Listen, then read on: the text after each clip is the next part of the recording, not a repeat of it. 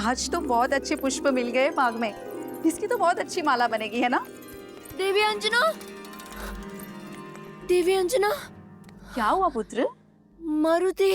अब क्या कर दिया मेरे नटखट ने? किसको पूछ से उठाकर फेंक दिया? किसका फल छीन के खा गया? वो मारुति सूर्य को फल समझकर खाने के लिए उड़ गया।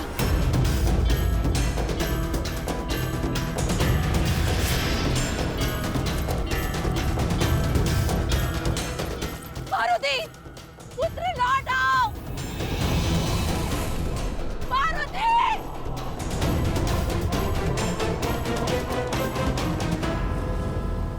उस दिन ग्रहण अमावस्या थी। यहाँ बालक मारुति ने सूर्य की ओर उड़ान भरी और वहां सूर्य को ग्रहण लगाने के लिए दुष्ट राहु ने उसे रोकने का प्रयास किया।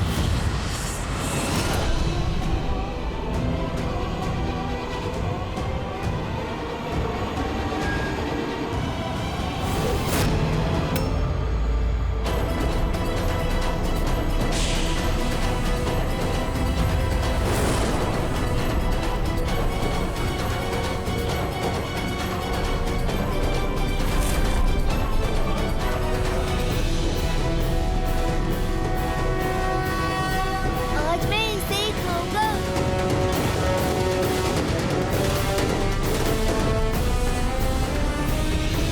ए बालक, कहाँ जा रहे हो? उस फल को खाने। नहीं, सूर्य को खाने का अधिकार केवल मेरा है। माता तो कहती हैं प्रकृति में सबका समान अधिकार है।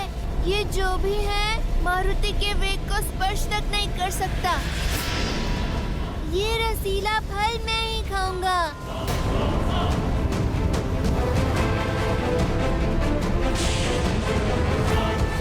मूर्ख बालक, रुक जाओ।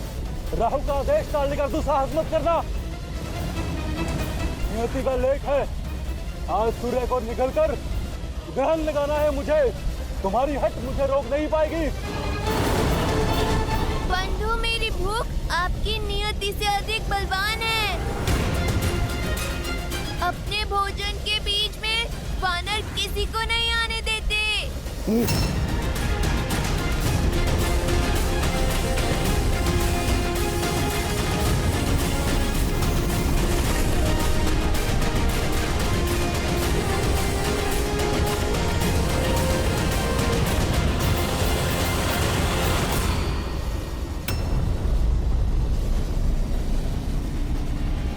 अच्छा, मेरी टांग खींचोगे?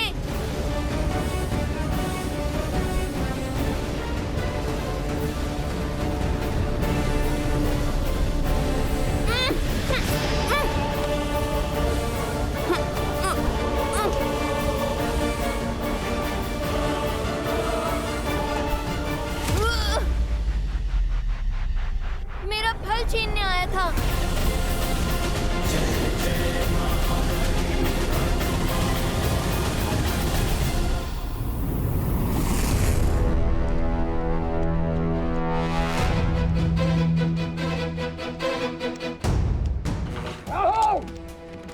तुम्हारा इतना दुस्साहस तो मेरी अनुमति के बिना मेरी सभा में प्रवेश कर उसे भंग करने की उद्दंडता की तुमने। इंद्रदेव, आज एक असुर नहीं, एक ग्रह देवराज से रक्षा की विनती करने आया है। एक तुच्छ वानर बालक की हट ब्रह्मांड का संतुलन भ्रष्ट करने जा रही है। एक तुच्छ वानर बालक, कहीं तुम मेरे साथ वो बात तो नहीं कर रहे? सत्य कह रहा हूं देवराज, विलक्षण बल है उसमें। सूर्य को निगलने चला है। महाबली है वो, जिसने एक प्रहार में मुझे यहां पटक दिया। शिव का अंश है, इसलिए मौन नहीं बैठ सकते देवराज।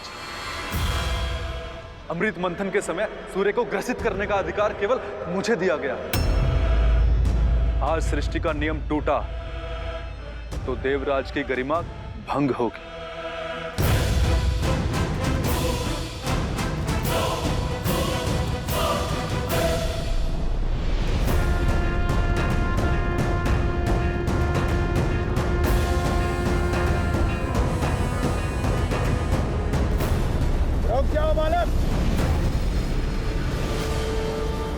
तुम्हारी ये चेष्टा सांसारिक संतुलन बिगाड़ रही है। कोई भूखा बालक फल खाएगा तो आपकी सृष्टि का संतुलन भला कैसे बिगड़ेगा? उद्दंडी बालक, तुम्हारा इतना दुस्साहस कि तुम देवताओं के राजा के साथ तर्क वितर्क कर रहे हो। आपसे पहले भी एक आया था, प्राण बचाकर भागा है। आप जाइए, मुझे अपना भोजन करने दीजिए।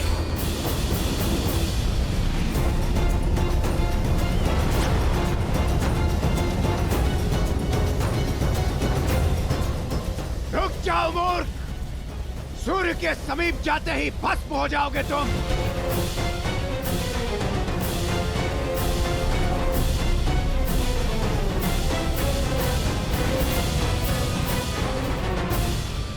बहुत सी बाधाएं लांघकर मैं यहाँ तक पहुँचा हूँ। अब मैं पीछे नहीं हटूंगा, पर इतना बड़ा फल खाऊं कैसे?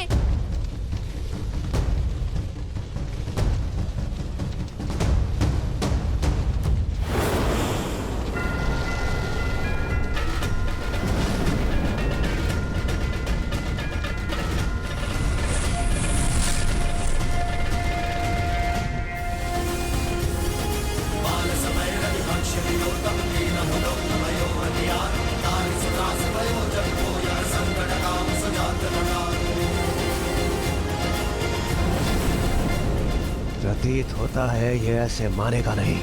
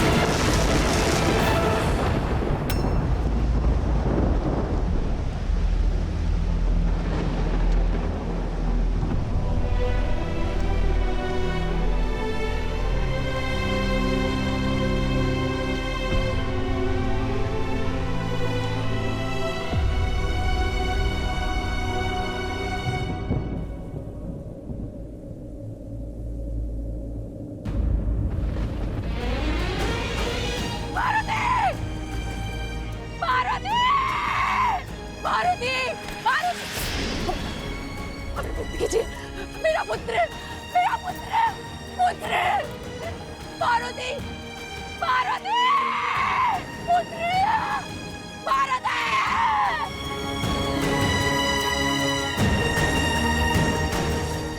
पुत्र, उठा पुत्र, पुत्र उठो। मारुति आंखें खोलो पुत्र, निद्रा से जागो पुत्र।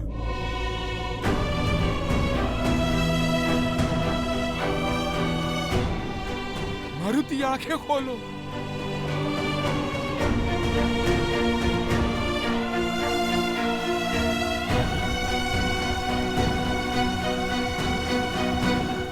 तो क्या मारुति की मृत्यु हो गई?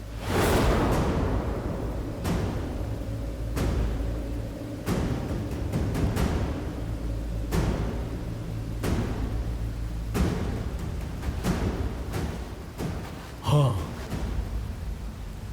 क्योंकि वज्र को तो पवन देव भी नहीं सह सकते,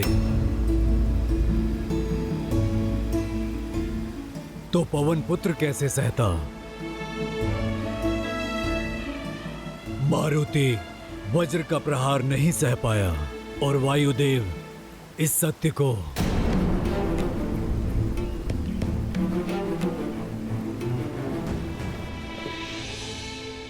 पुत्र आंखें खोलो पुत्र,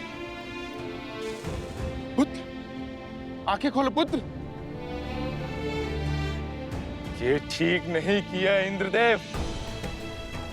एक बालक की अबोधता के लिए उसके प्राण ले लेना, उसका अंत कर देना, ना ये न्याय संगत है और ना ही नीति है।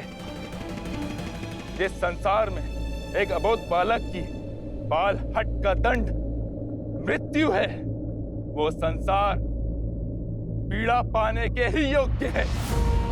अपने पुत्र के अन्याय का दंड मैं अवश्य दूंगा इस सृष्टि को।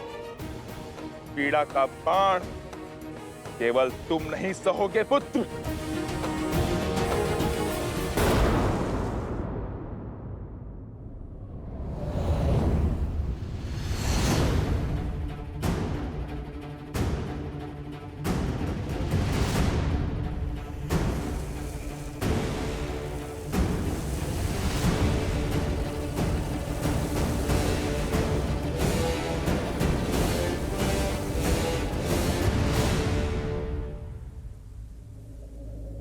मारुति, मारुति, मारुति, मेरा पुत्र कहाँ है? मेरा पुत्र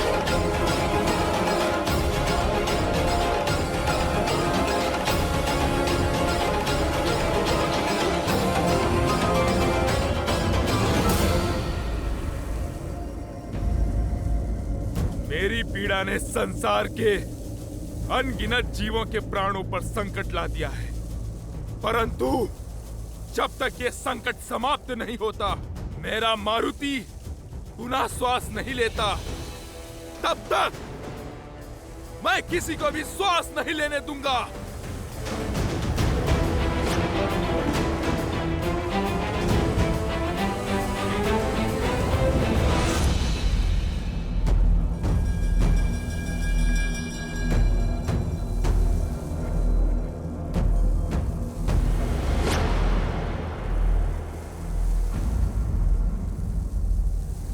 इंद्रदेव, अब आप यहाँ क्यों आए हैं?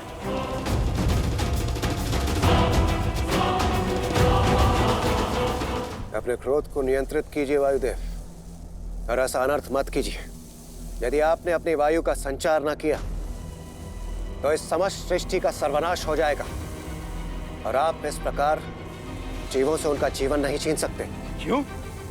यदि आप मेरे पुत्र का जीवन छीन सकते हैं, तो मैं भी सृष्टि से वायु रूपी जीवन छीन सकता हूं।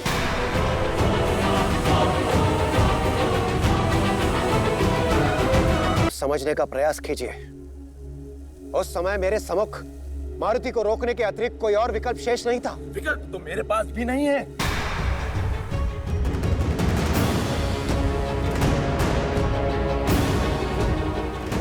जब तक मेरे पुत्र के प्राण पुनः नहीं लौटते, संसार की पीड़ा का अंत नहीं होगा।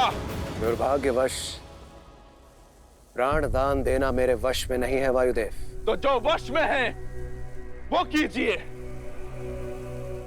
संसार के सर्वनाश का साक्षी बनिए देवराज।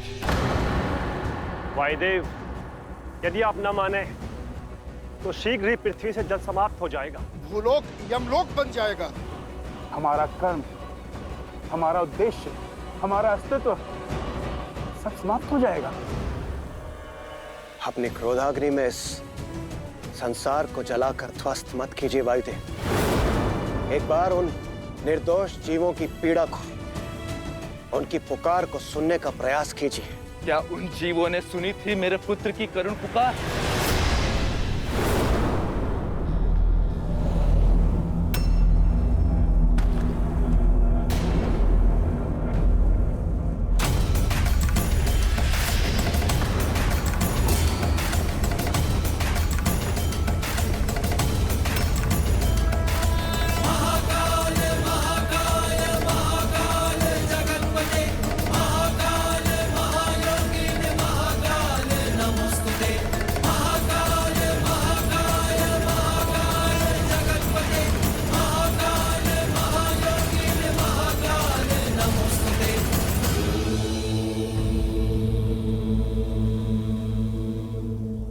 प्रणाम महादेव। प्रणाम महादेव।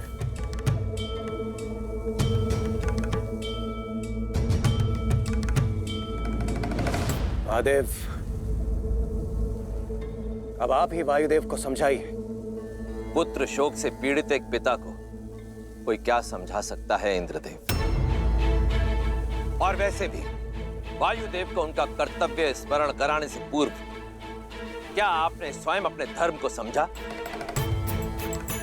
देवराज इंद्र का कर्तव्य निभाते निभाते आप स्वयं बड़े होने का धर्म भूल बैठे हैं। और क्या होता है बड़े होने का धर्म? अपने से छोटों की रक्षा करना। परंतु आपने नन्हे मारुति पर प्रहार कर अधर्म किया है देवराज इंद्र। शंभू शंभू शंभू शंभू शंभू ने मारुति पर प्रहार कर अधर्म किया है देवराज इंद्र। यदि वो हठ कर रहा था तो उसकी उस हठ को प्रेम से तोड़ने का प्रयास करना चाहिए था आपको।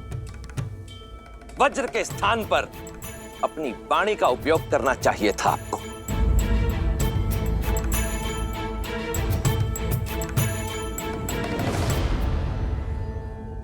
मुझसे बहुत बड़ी भूल हुई है महादेव, जो मेरे हाथों यह अनर्थ हुआ। मुझे क्षमा कर दीजिए महादेव।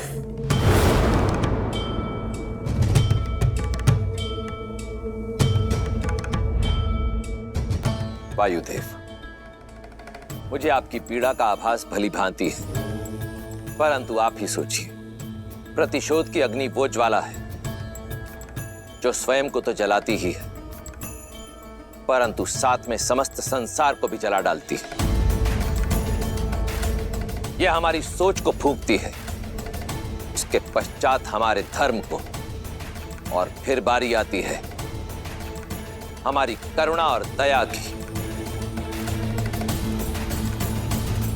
और वायुदेव, कोई भी देवता निर्दयी हो ऐसा शोभा नहीं देता।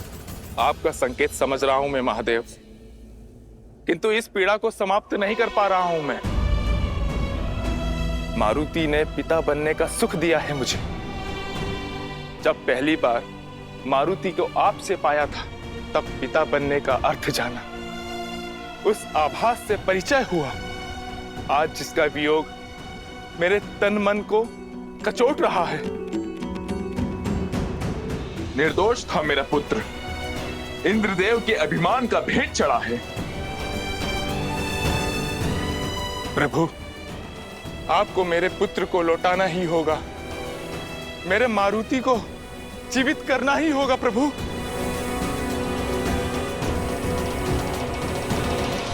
ये श्वास की डोर है वायुदेव, जो एक बार टूट जाए तो पुनः जुड़ती नहीं है। परंतु मारुति का जन्म जीवन और मृत्यु के जाल से कहीं अधिक ऊंचा है, इसलिए इसे तो लौटना ही होगा।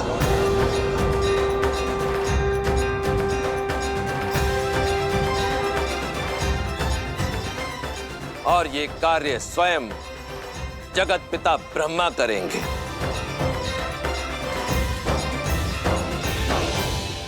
हे ब्रह्मदेव, मैं महादेव आपका आह्वान करता हूं, कृपया प्रकट हो।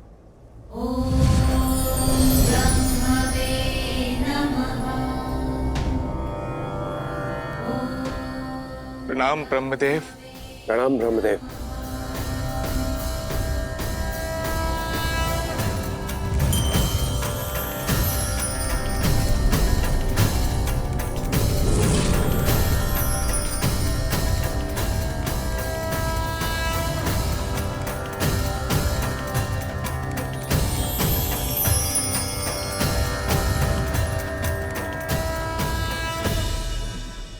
मारुति,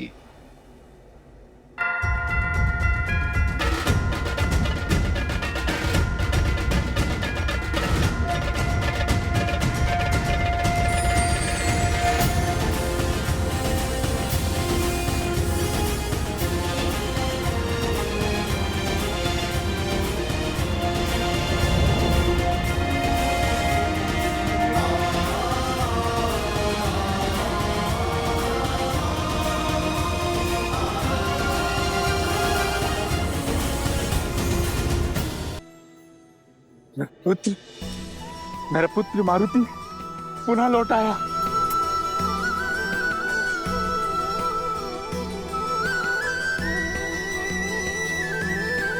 पुत्र, किंतु वज्र के प्रहार से ये इसका हनुभाग ठुड्डी तो टूट चुकी है। वायुदेव, मेरे विचार से इसे ऐसे छोड़ देना ही उचित होगा। जिसे देख ये समस्त संसार सदैव के लिए स्मरण रखेगा कि आपका पुत्र इंद्र के वज्र के प्रहार से भी सुरक्षित लौट आया। उस वज्र के प्रहार से जिसके नाम मात्र से समस्त संसार कपित हो उठता है। आज के पश्चात इसके इस बल के लिए समस्त संसार इसे बजरंग बली कहकर पुकारेगा।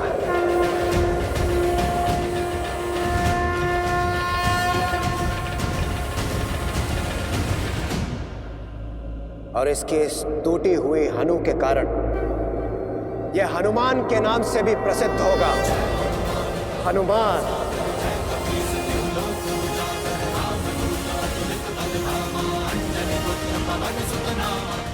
हनुमान,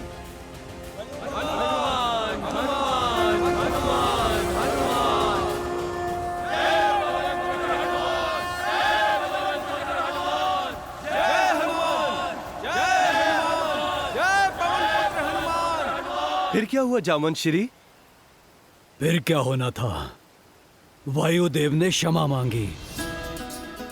हनुमान के प्राण लौटते ही वायुदेव ने सृष्टि का रोका हुआ प्राणवायु छोड़ दिया।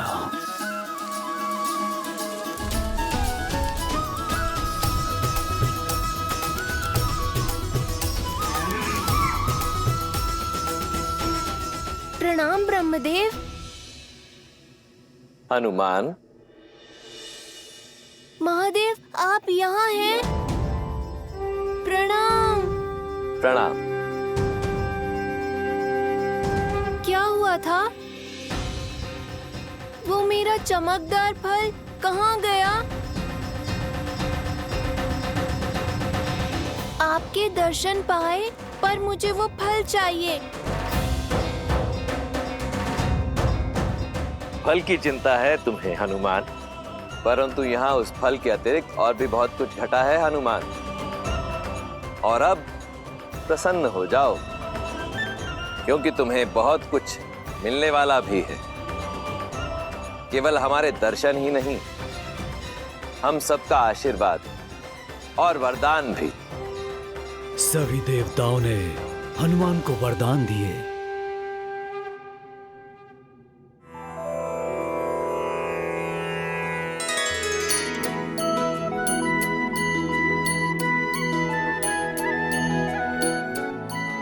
मैं तुम्हें बुद्धि और लंबी आयु का वरदान देता हूं। तुम सुर और असुर दोनों ही कुलों में आदर का पात्र होंगे।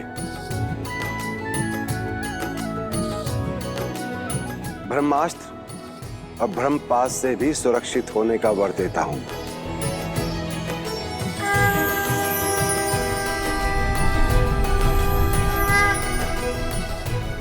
और मैं तुम्हें बल और निर्भीकता के साथ साथ प्रेम और स्नेह का आशीर्वाद भी देता हूं। तुम्हारे शौर्य की गाथाएं ये संसार युगों युगों तक गाएगा। महादेव से प्राण मिला और देवों से वरदान। चिरंजीवी प्रभु आप हुए, नाम मिला हनुमान। हनुमान हनुमान हनुमान हनुमान। हे दुख भंजन जय हनुमान, संकट मोचन जय हनुमान। महावीर प्रभु जय हनुमान, अंजनी पुत्र जय हनुमान। अंजनी पुत्र जय हनुमान, अंजनी पुत्र जय हनुमान।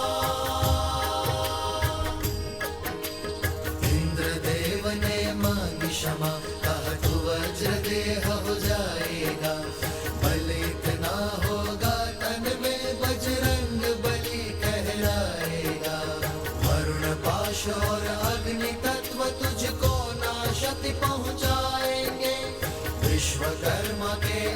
सूर्य के ताप से तुझे बचाएंगे।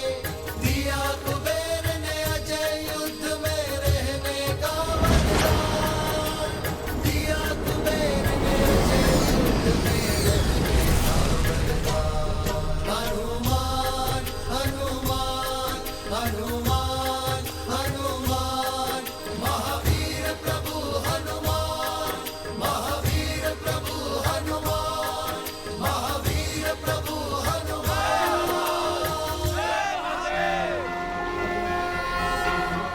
बल ही नहीं, केसरी और अंजना की ये संतान पवन पुत्र हनुमान बजरंगबली बुद्धि में भी सर्वश्रेष्ठ है। स्वयं सूर्यदेव से सभी प्रकार की विद्या प्राप्त की है इन्होंने।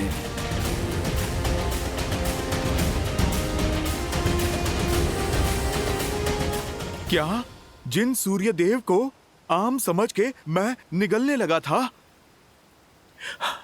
वो मेरे गुरु बने? हाँ, रूठे तो थे वो, तुम्हारे कारण इतना घबरा जो गए थे, पर बुद्धि का वर प्राप्त है तुम्हें। सूर्यदेव को मनाने का तोड़ भी निकाल लिया तुमने। बड़ी रोचक गाथा है। तो आप सब हनुमान की ज्ञान प्राप्ति की कथा सुनोगे? हाँ हाँ हाँ हाँ, उनकी ज्ञान की कथा सुनना चाहेंगे। हाँ हाँ, कथा सुनना चाहेंगे। तो सुनो, ये वो यात्रा है जिसने इन्हें विद्यावान गुणी अति चातुर की उपाधि दी।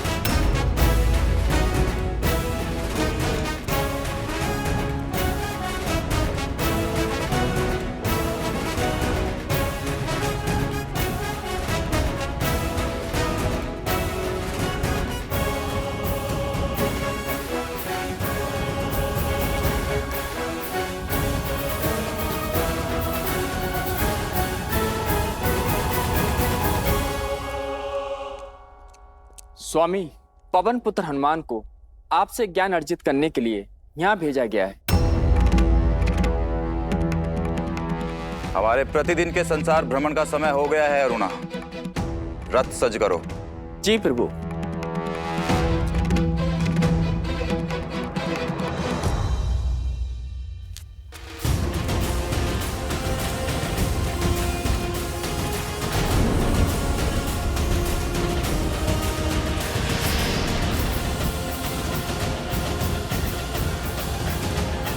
प्रणाम सूर्यदेव, मैं आपसे ज्ञान प्राप्ति के उद्देश्य से आया हूँ। कृपया मुझे अपना शिष्य स्वीकार कीजिए और जिस बुद्धिमता की खोज में मैं निकला हूँ वो दें। पवन पुत्र हनुमान, तुम्हें कैसे भूल सकता हूं मैं?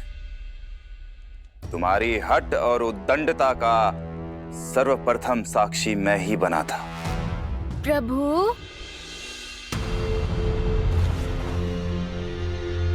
देखो हनुमान, मेरा कर्तव्य है इस ब्रह्मांड का भ्रमण करके प्रकाश फैलाना। मेरी गति कभी रुक नहीं सकती, इसीलिए मेरे पास किसी को भी शिक्षा देने का समय ही नहीं है। आपकी दुविधा में समझ सकता हूँ, किंतु यदि मैं आपके रथ के साथ साथ उड़कर आपसे शिक्षा लूं, तब तो कोई आपत्ति नहीं है ना आपको?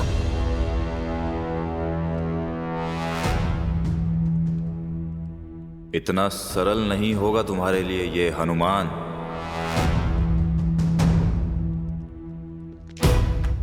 हनुमान, एक शिष्य को गुरु के मुख के सामने रहकर ही शिक्षा लेनी चाहिए, पीछे रहकर नहीं। यदि पीछे रहोगे तो पीछे ही रह जाओगे, और ये मुझे कदापि स्वीकार नहीं होगा।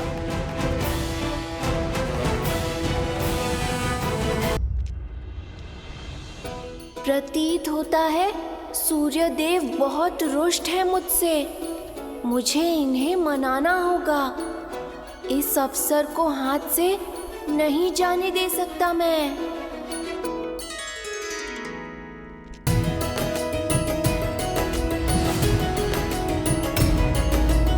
क्यों ना मैं भी आपके रथ पर सवार हो जाऊं? तब तो आपसे सीख सकता हूं ना। हनुमान, ये तुम्हारे घर का उपवन नहीं है जो तुम्हारा कोई भी मित्र यहाँ आकर उत्पात मचाएगा। सूर्य के रथ पर और कोई नहीं बैठ सकता, और वैसे भी गुरु के आसन पर बैठना अभद्रता होगी। मैं आपके रथ के साथ उड़कर ज्ञान ले लूंगा। इस प्रकार हम समान हो जाएंगे, और कभी भी एक गुरु और शिष्य समान नहीं हो सकते।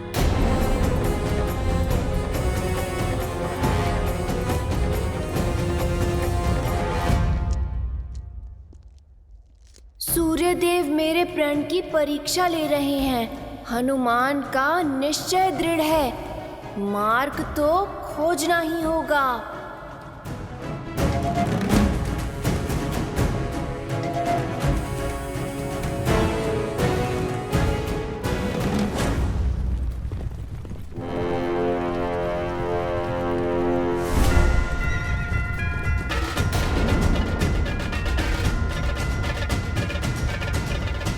ये क्या उपद्रव है? सूर्य पथ को बाधित कर रहे हो। आपका पथ नहीं रोक रहा गुरुदेव, अपना पथ ढूंढ रहा हूँ। ज्ञान रूपी जीवन की चाह है सूर्यदेव। मैं आपके अति तीव्र रथ के आगे उड़ूंगा, ताकि मैं पीछे भी ना छूट जाऊं और आपके सामने भी ना आ पाऊं। अपने गुरु को पीठ दिखाओगे? ठीक है, मैं उल्टा दौड़ूंगा प्रभु। ठीक है हनुमान, किंतु उल्टा दौड़ना सरल नहीं होगा। और स्मरण रहे, यदि तुमने मुझे पीठ दिखाई तो एक गुरु के रूप में ये मेरा घोर अपमान होगा, और ऐसी शिक्षा का कोई मूल्य भी नहीं होगा। परंतु इस ओर आने वाली उल्का पिंडों से कैसे बचोगे हनुमान? आप चिंतित ना हो। ज्ञान पाने के लिए परिश्रम करना तो आवश्यक होता ही है।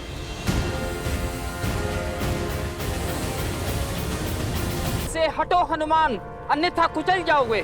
मैं ज्ञान प्राप्ति के मार्ग से नहीं हटूंगा।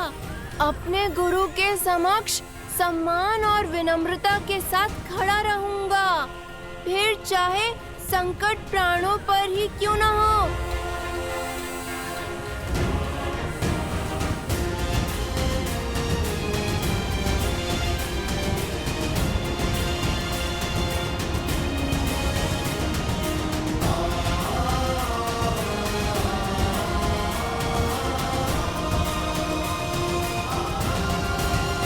इतनी दृढ़ता और चातुर्य हनुमान ने अपनी योग्यता सिद्ध कर ही दी।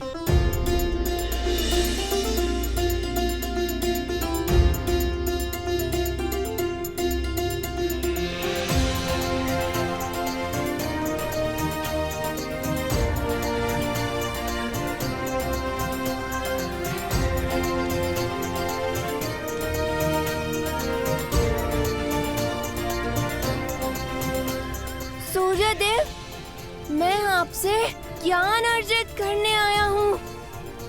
आपके समक्ष अवश्य खड़ा हूँ, किंतु पूरे आदर के साथ। ना आपके रथ के भीतर हूँ, ना पीछे, ना आपको पीठ दिखा रहा हूँ। अब तो मान जाइए। ठीक है हनुमान, स्वीकार है। मैं तुम्हें ज्ञान दूंगा, किंतु मात्र एक दिन के लिए। सूर्यास्त तक तुम्हें सब कुछ समझना होगा। मुझे आपकी शर्त स्वीकार है सूर्यदेव। तो ध्यान पूर्वक सुनो हनुमान।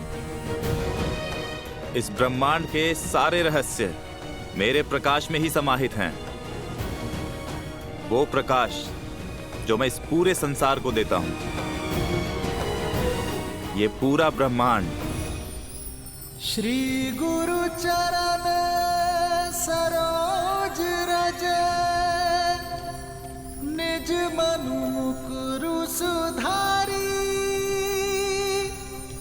बरनऊ रघुबर बिमल जसु,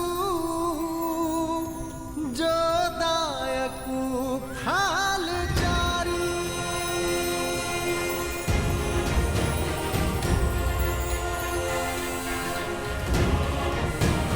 जय महावीर हनुमान, जय जय पवन पुत्र हनुमान।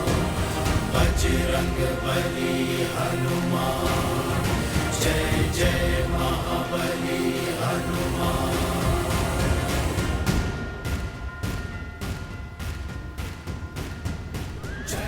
न केवल सूर्यदेव को गुरु बनाया, बल्कि केवल एक ही दिन में प्रकाश के वेग से उल्टा उड़ते हुए सूर्यदेव की यात्रा बिना बाधित किए हनुमान ने संसार का हर ज्ञान अर्जित कर लिया। वेद, स्मृतियां, सब कुछ सीख लिया।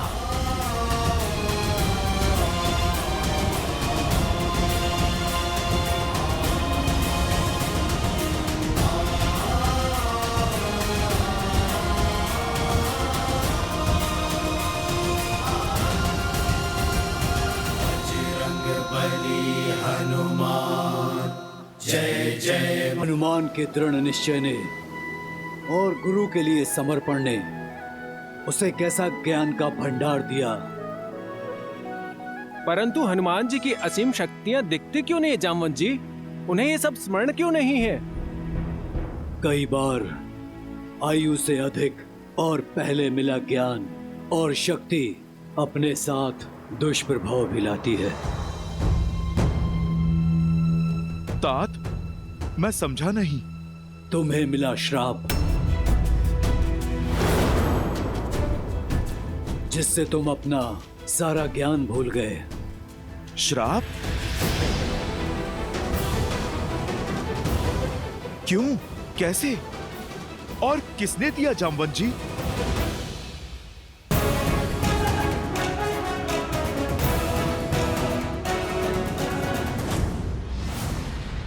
अरे कहाँ हो साथियों?